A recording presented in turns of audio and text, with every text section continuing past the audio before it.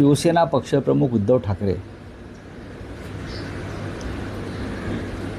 यांनी काल पत्रकार परिषद घेऊन पंतप्रधान नरेंद्र मोदी हे अप्रत्यक्षपणे न्यायव्यवस्थेवर म्हणजे सुप्रीम कोर्टावरती खासदार किंवा पक्षफुटी संदर्भात जो खटला सुरू आहे त्याबाबत सुप्रीम कोर्टावरती अप्रत्यक्ष दबाव आणतात. याविषयी त्यांनी काल एक भूमिका ठामपणे मांडली आणि ती भूमिका चुकीची नाही आहे. 4 वर्ष प्रलंबित असलेल्या खटल्याची सुनावणी आत्ता सुरू झाली. पक्ष आणि चिन्हाबाबत हे जे ठाण्याचे टिकूजीराव आहेत बरं का, त्यांना परस्पर पक्ष दिला निवडणूक आयोगाने. विधिमंडळातले आमदार सोडून गेले म्हणून आता विधिमंडळातला एक पक्ष वेगळा आहे आणि मूळ पक्ष वेगळा आहे. मूळ पक्षाचे प्रमुख हे शिवसेना पक्षप्रमुख उद्धव ठाकरे आहेत आणि तो पक्ष बाळासाहेब ठाकरेंनी माननीय उद्धव ठाकरे यांच्याकडे सोपवलेला आहे आणि आम्ही सगळे मूळ पक्षाबरोबर काम करतो आहोत. विधिमंडळातले 2-5 आमदार फुटले म्हणून पक्षाची मालकी एखादा आयऱ्या गैऱ्याकडे कशी जाऊ शकते. तरी आमदार फोडले, आता खासदार फोडले आणि फुटलेले खासदार म्हणजे मी तर काल म्हणालो की देशाच्या प्रधानमंत्र्यांच्या निवासस्थानी केटरिंग सर्व्हिस उघडलेली आहे. गद्दाराने यावाने खाऊन जावं. तुम्हाला गद्दारांना जेवणावळी घालायला वेळ आहे. तृणमूलच्या, आम आदमी पार्टीच्या, शिवसेनेच्या. पण संसदेमध्ये 16 दिवस झाले विरोधी पक्ष तुम्ही येण्याची मागणी करतोय संसदेत, तिकडे तुम्ही येऊ शकत नाही. या देशाच्या लोकशाहीची आणि संविधानाची इतकी विटंबना गेल्या 75 वर्षात झाली नसेल.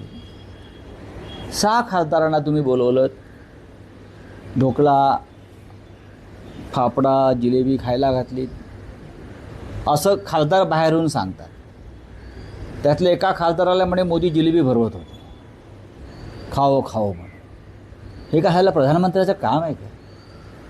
तुम्ही गद्दारांना बोलवता ज्यांच्यावर खटला सुरू आहे अपात्रतेचा. तुम्ही न्यायालयाला एक दबाव टाकताय, बघा मी यांच्या पाठीशी आहे. पण संविधान नरेंद्र मोदीपेक्षा मोठं आहे, लक्षात घ्या. या देशाची घटना ही मोदींपेक्षा मोठी आहे आणि सुप्रीम कोर्टसुद्धा मोदींपेक्षा मोठं आहे. आम्हाला खात्री आहे ते निष्पक्ष न्याय देतील. आम्हाला संविधानानुसार न्याय पाहिजे, हे उद्धवजींचं म्हणणं बरोबर आहे. आम्हाला मेहरबानी नको आहे किंवा न्याय विकत नको आहे. हा पहिला विषय. दुसरा विषय तुम्ही काय सांगताय, काय शरद पवारांच्या पक्षाची आपल्याकडे आतली खबर? हो मग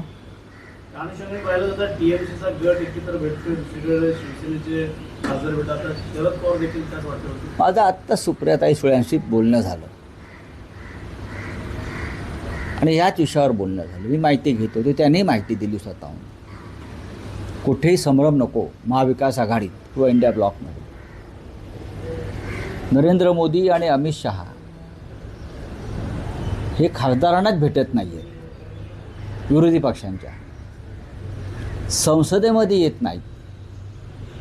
त्याच्यामुळे महाराष्ट्रातल्या अनेक खासदारांचे प्रश्न प्रलंबित आहेत. राष्ट्रवादी काँग्रेसच्या 2 खासदारांनी काही प्रश्नांसंदर्भात प्रधानमंत्र्यांना भेटण्याची इच्छा व्यक्त केली होती. तेव्हा सुप्रियाताई सुळे म्हणाल्या, मग आपण सर्व खासदारांचे प्रश्न एकत्र घेऊन जाऊ. आणि मग त्यांनी प्रश्न, ते 8 खासदारांचे सगळे प्रश्न आहेत त्यांच्या राज्यातले, जिल्ह्यातले, त्याचं एकत्रीकरण करून त्यांनी प्रधानमंत्र्यांची वेळ घेतलेली आहे आणि त्या प्रधानमंत्र्यांना भेटणार. तुमच्या मनामध्ये ज्या काही शंका आहेत त्या शंका तुम्ही ताबडतोब पुसून टाका. हे मी वारंवार सांगतो. कोणीही कुठेही जात नाही आणि कोणीही महाविकास आघाडी सोडत नाही. आणि शरद पवारांची राष्ट्रवादी ही महाविकास आघाडीचा एक महत्त्वाचा घटक आहे आणि पवारसाहेब आमचे मार्गदर्शक आहेत. नरेंद्र मोदी संसदेत येतच नाही ही देखील खेदाची बातमी वाटत आपल्याला. लाजिरवाणी बाब आहे, खेदाची काय. देशाचे गृहमंत्री आणि देशाचे पंतप्रधान संसदेच्या सभागृहात येत नाहीत. त्यांनी नेहरूंच्या चारित्र्याची पारायणं केली पाहिजेत. ही संसदीय परंपरा कशा जपाव्यात आणि संसदीय लोकशाहीमध्ये विरोधी पक्षाचा सन्मान कसा राखावा या परंपरांच्या संदर्भात मोदी आणि शहा यांनी पंडित जवाहरलाल नेहरूंच्या चारित्र्याची आणि त्यांच्या संसदीय कार्याची पारायणं केली पाहिजे, एवढंच मी सांगेन. प्रशांत किशोर यांनी खरं सुनेत्रा पवार यांची भेट घेतलेली होती. त्याच्यानंतर अमित शहा जे आहेत ते मुंबईत आलेले होते. एअरपोर्टवरती सुद्धा सुनेत्रा पवार जे आहेत बघा, बैठकीला सुद्धा गैरहजर म्हणजे महाविकास.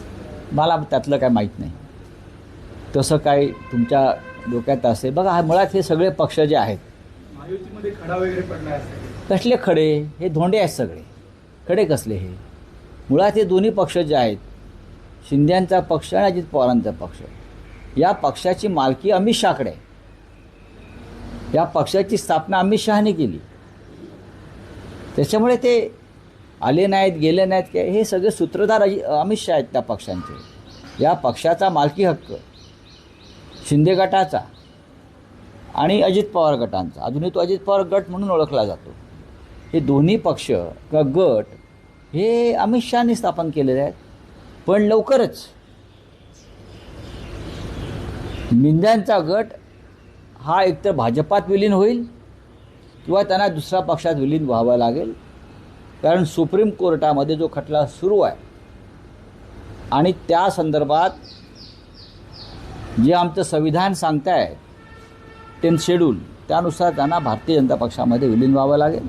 त्या पक्षाचं अस्तित्व लवकरच संपणार आहे. गटाचं, पक्ष नाही गटाचं. बोलिये. आता आम्ही सांगतो ना. आणि दुसरं असं आहे की आता माझ्याकडे आमच्या नाशिकचे प्रमुख लोक आलेत. केशवराव पोरजे आलेत, जे आमचे जे महापालिकेतले शिवसेनेचे गटनेते आहेत बाहेर. आमचे नगरसेवक आलेले आहेत, योगेश भोर. नाशिकमधले खड्डे जे आहेत, या खड्ड्यांमुळे रोज लोक जखमी होत आहेत. रोज 5-25 लोक जखमी होत आहेत. अजूनही नाशिक हे मुख्यमंत्र्यांचं दत्तक शहर आहे आणि त्यांचे चंपतराय गिरीश महाजन हे आता तिकडे प्रमुख आहेत. पण अजूनही रस्त्याची कामं पूर्ण होऊ शकली नाहीत. काल आमचे सगळे नगरसेवक केशव पोरजे यांच्या नेतृत्वाखाली सभागृहात गेले, हाताला बँडेज, डोक्याला बँडेज बांधून प्रातिनिधिक स्वरूपात, की आता तरी प्रशासनाचं लक्ष जाऊ द्या आणि रस्त्यांचे खड्डे दुरुस्त करायचं काम करा. पण अजूनही सगळे रस्ते ना कसे पूर्ण रस्ते, अजूनही काम व्यवस्थित खड्डे भरण्याचं किंवा रस्ते करण्याचं सुरू झालेलं नाही. आणि त्या संदर्भातलं एक मोठं आंदोलन लवकरच शिवसेना नाशिकमध्ये करणार आहे. ते आंदोलन इतकं मोठं असेल की महाराष्ट्रातले खड्डे त्या आंदोलनामुळे भरले जातील.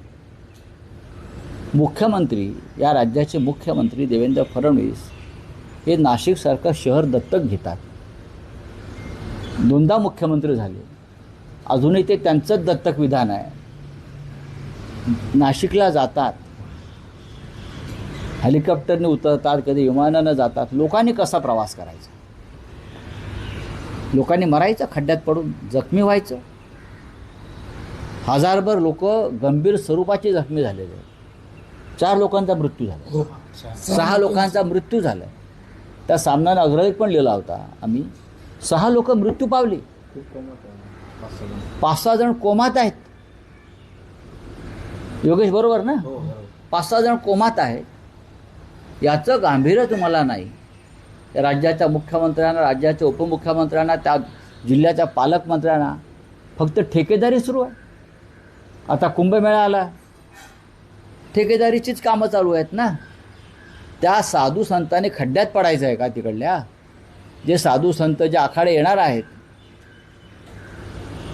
शंकराचार्य येणार आहेत, त्यांना ते तुम्ही खड्ड्यातून प्रवास करायला लावणार आहात का? हिंदुत्व खड्ड्यात घालताय का?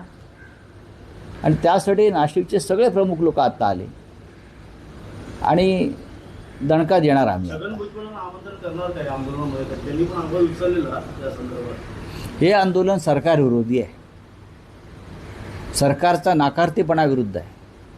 महापालिकेचे जे प्रशासन आहे, महापालिकेचे जे आयुक्त आहेत किंवा कुंभमेळा आयुक्त, नवीन काहीतरी एक पद निर्माण झालं आहे, आणि मुख्य म्हणजे चंपतराय भाजपचे गिरीश महाजन, हे त्यांच्या विरुद्धचं आंदोलन आहे. नाशिकची कशी लूट केली, पैचा हिशोब आम्हाला मागावा लागेल. आता कुठे गेला पैसा?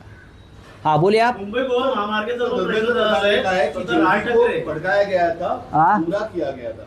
धर्मेंद्र प्रधान ने कहा है कि जयंती को जो भड़काया गया था, गुमराह किया गया था. किस तरह से आप देखते हो सही सोच? ये धर्मेंद्र जो प्रधान जी है, कहाँ से रिसर्च करके आते हैं? अगर भड़काया गया था तो भड़काने वाला आप ही है ना. जैन जी भड़क गए आपकी वजह से. जिस प्रकार से आपने एजुकेशन मंत्रालय चलाया,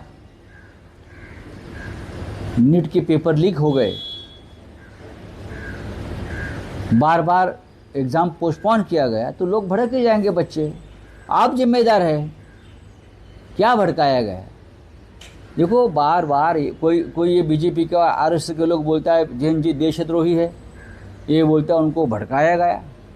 बीजेपी के लोग बोलता है जैन जी टुकड़े टुकड़े गैंग है.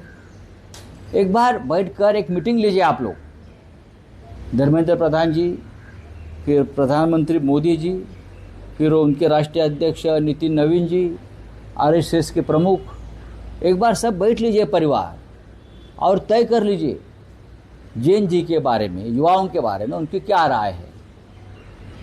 टुकड़े टुकड़े गैंग है, वो बच्चे राष्ट्रभक्त है, बच्चे भटक गए हैं, बच्चों को भड़काया गया है, बच्चों का इस्तेमाल किया है.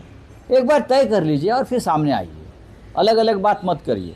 एमपी जो मिलने गए थे मोदी को, उस बारे में क्या कहना आपको? क्योंकि देखा जाएगा तो एकनाथ शिंदे बोलते हैं कि महाशक्ति है उनके पीछे. अभी ये मिलने गए खाता हो गया. अगर ये मोदी को महाशक्ति मानते हैं ना, तो लगता है उनका दिमाग ठिकाने नहीं है, उनको दिमाग का ऑपरेशन करना पड़ेगा. ये महाशक्ति वगैरह कुछ नहीं, ख़त्म हो गई है. 6 गद्दार लोग मिलने गए जिनके खिलाफ सुप्रीम कोर्ट में एक केस चल रही है डिस्क्वालिफिकेशन की. उसके बाद यहाँ सुप्रीम कोर्ट में पार्टी का सिंबल और पार्टी के स्वामित्व के बारे में केस चल रही है. अगर मोदी जी उनको मिलते हैं ऐसे गद्दारों को और एक कहते हैं कि मैं तुम्हारे साथ हूँ, चिंता मत करो, डरो मत, उसका मतलब है इनडायरेक्टली वो सुप्रीम कोर्ट पर प्रेशर लाना चाहता है, वो सुप्रीम कोर्ट को मैसेज देना चाहते हैं मैं गद्दारों के साथ खड़ा हूँ, इसलिए आप उस तरह से आपका निर्णय देना. ये इनडायरेक्टली प्रेशर टैक्टिस है सुप्रीम कोर्ट के ऊपर और एक गलत है. मोदी जी किसको सपोर्ट कर रहे हैं? गद्दारों को. संविधान के खिलाफ मोदी की ये कृति है. चलो थैंक यू. आरएसएसच्या कार्यक्रमामध्ये